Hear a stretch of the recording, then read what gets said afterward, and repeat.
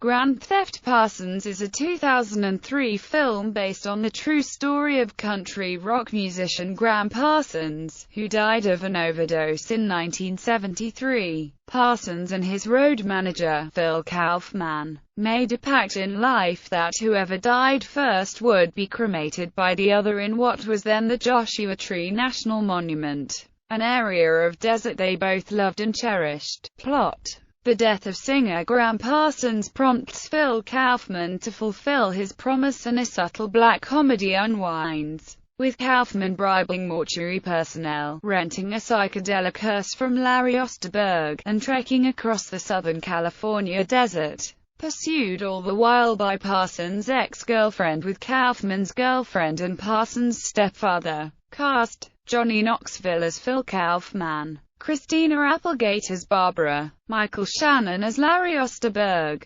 Marley Shelton as Susie, Robert Forster as Stanley Parsons, Gabriel Macht as Gram Parsons, Wesley Mann as Dr. Phil Kaufman as handcuffed felon. Reception: Grand Theft Parsons was shown in the Park City at Midnight section at the 2004 Sundance Film Festival. The film received mixed notices from critics. In his review for the New York Times, O. Scott wrote, "Parsons himself might have written a surreal, funny sad ballad about the aftermath of his own death.